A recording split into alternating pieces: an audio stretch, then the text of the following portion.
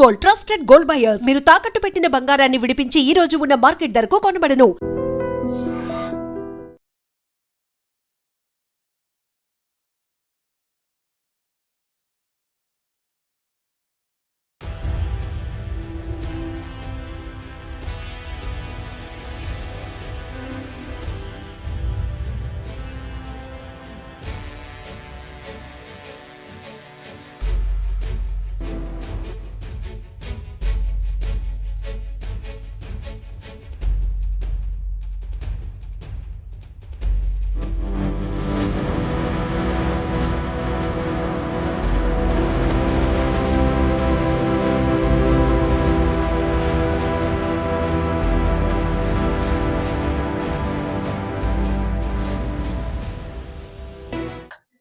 తుని మండలం సిహెచ్ అగ్రహారంలో 3 ఏళ్ల పాప జాహ్నవి కనిపించకుండా పోయి ఇప్పటికి 6 రోజులైపోతోంది.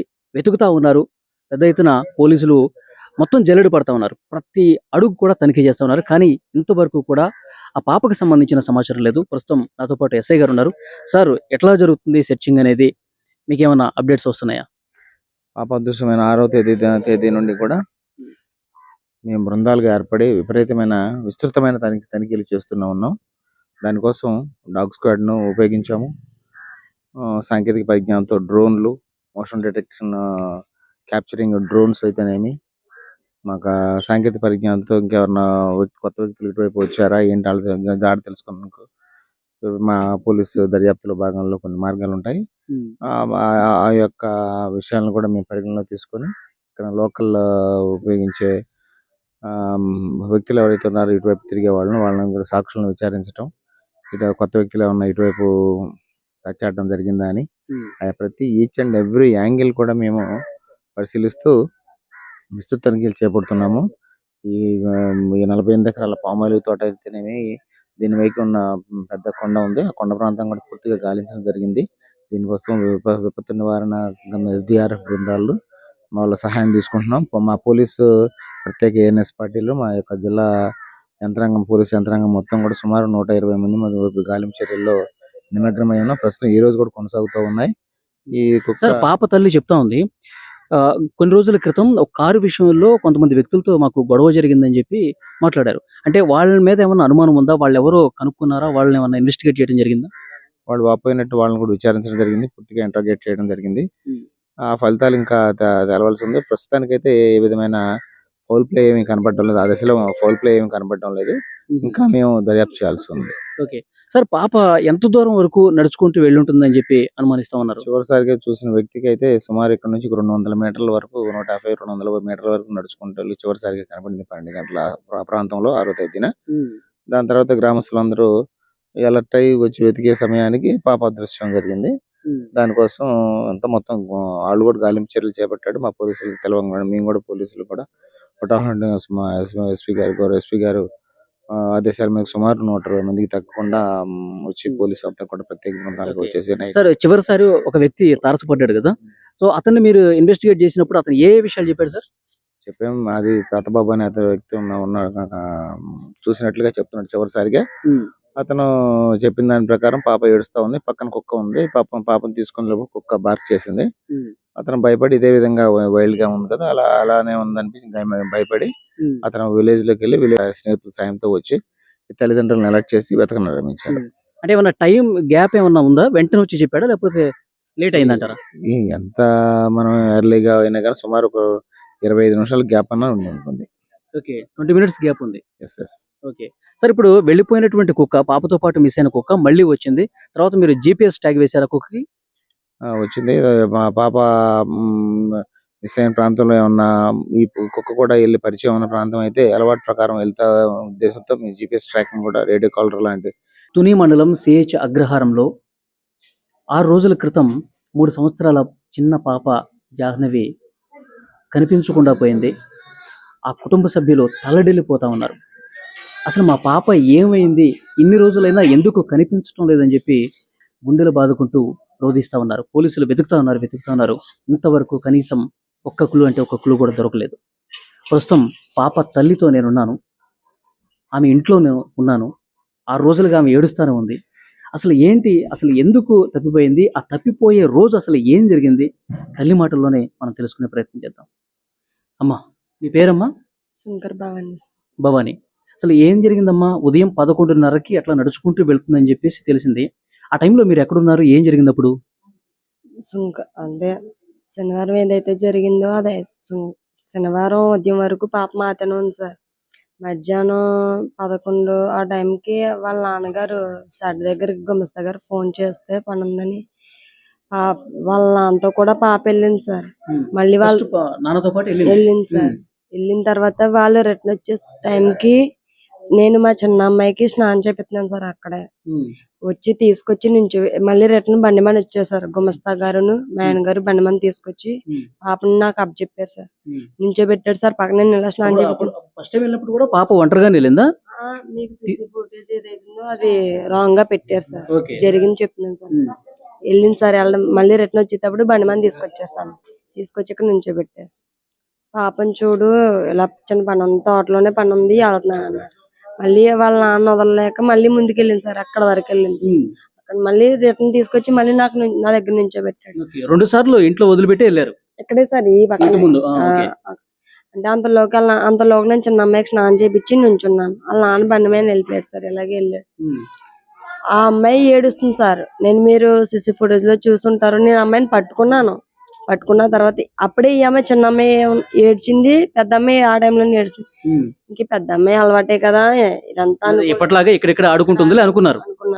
అనుకున్న టైంలో పాపని తను అలా వదిలేసి పెద్ద అమ్మాయిని చిన్న అమ్మాయిని లోనకి తీసుకెళ్లి పాలు పట్టి డ్రెస్సింగ్ చేశాను సార్.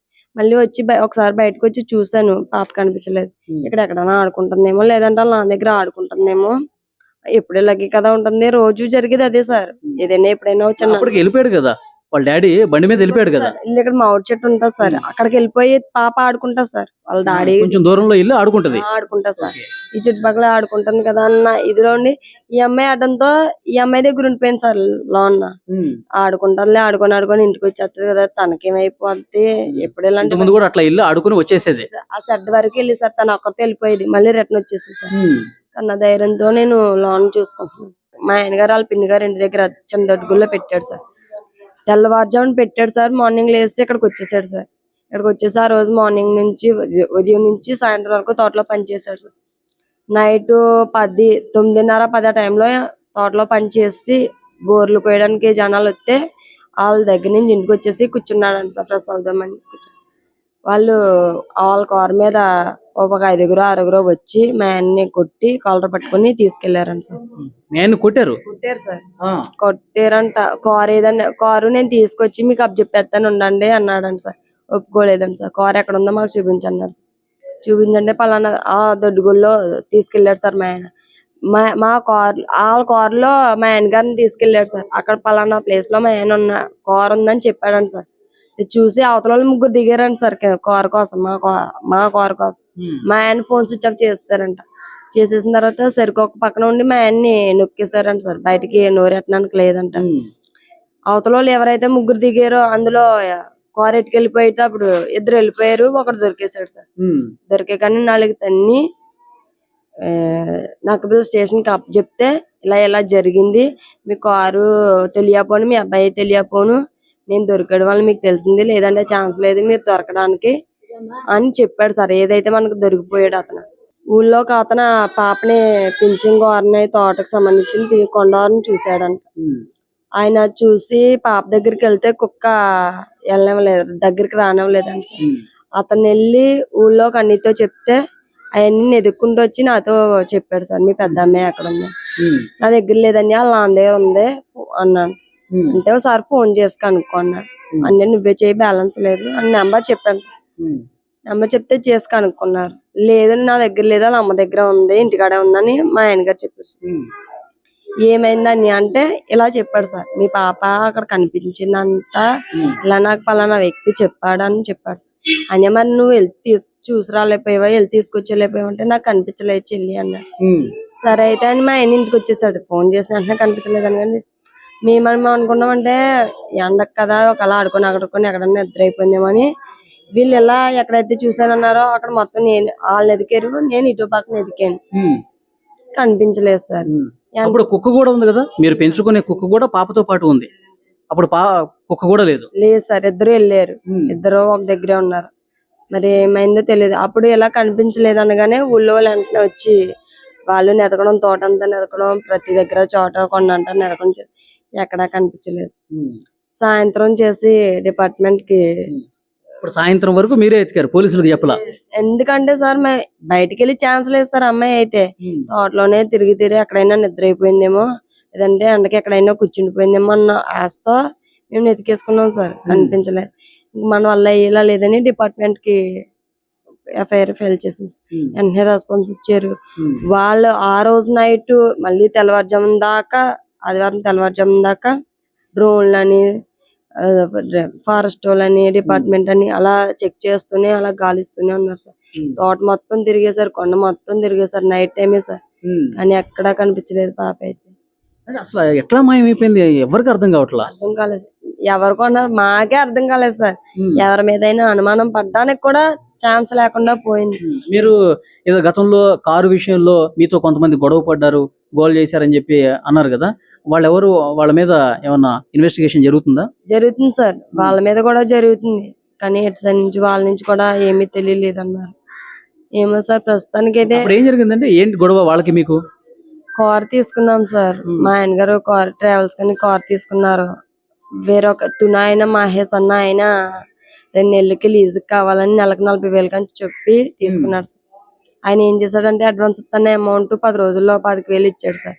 నా అమౌంట్ పే చేయలేదు. మనం ఫోన్ చేస్తే రెస్పాన్స్ ఇవ్వలేదు డబ్బుల కోసం. ఇలా కాదు, 1 నెల అమౌంట్ ఇవ్వలేదు, 2వ నెల అమౌంట్ ఇస్తాడని మా ఆయన గారు GPS ద్వారా వెళ్ళి సెకండ్ కీ ఉంటే ఆ కీతో బండిని తెచ్చేసాడు సార్. ఈ బండి మీరు తెచ్చేసుకున్నాం. మా ఆయన గారిని కార్ని పత్తివాడు స్టేషన్ లో హ్యాండ్ ఓవర్ చేస్తారండి. ఇంకా మళ్ళీ ఒక వారం పోయిన తర్వాత ఈ రోజు శనివారం కార్ గురించి జరిగింది సార్. ఇలాగా మళ్ళీ శనివారం ఇద్దరు వచ్చి మా అత్తయ్య గారిని పని చేసుకుంటే మాస్క్ వేసుకుని వచ్చారండి సార్. ఇద్దరు మీ అబ్బాయి గారు ఏరని అడిగితే లేడమ్మా బయటికి పని నుండి వెళ్ళాడని చెప్పిందండి సార్. వెంటనే స్పీడ్ గా వెళ్ళిపోయారండి సార్. ఇంకా మా అత్తయ్య గారిని ఏమనలేదంట. మాస్కులు పెట్టుకుని ఓన్లీ కొల్లంగా కనిపించేలాగా బండి నెంబర్ కూడా కనిపించలేని విధంగా వచ్చి అడిగి వెళ్ళిపోయారండి సార్. వెళ్ళిపోయి ఇంకా 3 నెలల వరకు గొడవల సాగుతూనే ఉంది. మీ ఆయన కొట్టినప్పుడు నేను బతకని చంపేస్తాం ఇట్లా అన్నారా?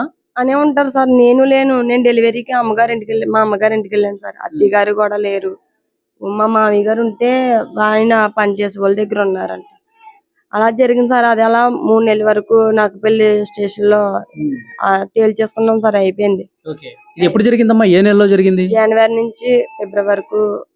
మొన్న జనవరి జరిగింది సార్. ఇంక ఈ మధ్యలో ఇదైతే జరిగిపోయిందో ఇంకా వాళ్ళకి మనకి ఇంకే గొడవలు లేవు సార్. ఇదంతా పోలీసులకు చెప్పారా మీరు? పోలీసుల ద్వారాగానే జరిగింది. తర్వాత తెలిసింది సార్. వాళ్ళే హ్యాండ్ ఓవర్ చేశారు మన బండి మనకి. తర్వాత అట్లా కాదు, ఇప్పుడు పాప తప్పిపోయింది కదా, ఇప్పుడు ఈ విషయాలన్నీ చెప్పారా? చెప్పాను సార్. వెంటనే వాళ్ళకి చెప్పాను. ఎవరి మీద అనుమానం ఉందంటే ఇలా జరిగింది సార్ అని వెంటనే వాళ్ళకి చెప్పాను.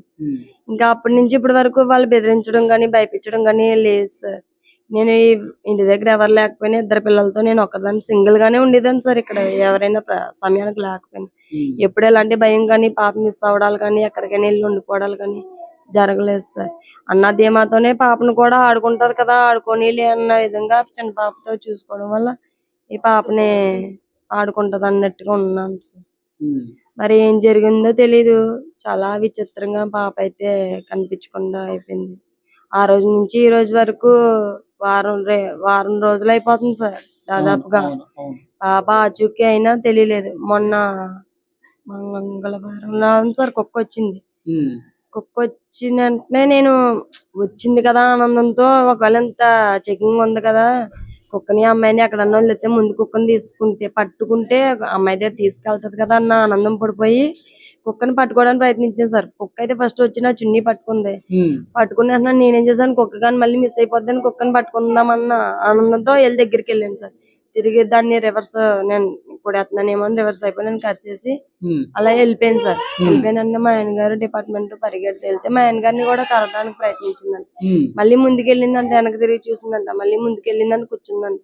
అలా కూర్చొని ఆ తప్పులోంచి మరి ఎలా వెళ్ళిపోయిందో కనిపించలేదండి సార్. మళ్ళీ మొన్న నైట్ వచ్చింది సార్ కుక్క. కుక్క వచ్చి మన మైండ్ వచ్చింది సార్ రావడం అయితే, కానీ మైండ్ అయితే డిస్టర్బ్ అయింది సార్. ఎవరైనా కొట్టుంటారో లేదా ఏదైనా జరిగి ఉంటుందో తెలియలేదు సార్. ఓకే. సో కుక్క ఇప్పుడు జీపీఎస్ పెట్టారు కాబట్టి ఇప్పుడు ఎక్కడెక్కడికి వెళ్తుందో అక్కడికి వెళ్దామని చెప్పి పోలీసులు అనుకుంటున్నారు. అదే ఇంకా మీ ఫ్యామిలీ మెంబర్స్కి ఇంకేమైనా అనుమానాలు ఉన్నాయా? లేదు సార్, అనుమానాలు అంటే మాకు గొడవలు కానీ, నా ఫ్యామిలీ నుంచి కానీ, అమ్మగారి సైడ్ నుంచి అత్తగారి సైడ్ నుంచి ఏ ఫ్యామిలీ గొడవలు కానీ ఏమీ లేవు సార్. గొడవ అంటూ ఉన్నదంటే ఆ కారు గొడవే. మరి ఇందులో ఎవరు చేశారన్నదే అనుమానించడానికి లేదు సార్.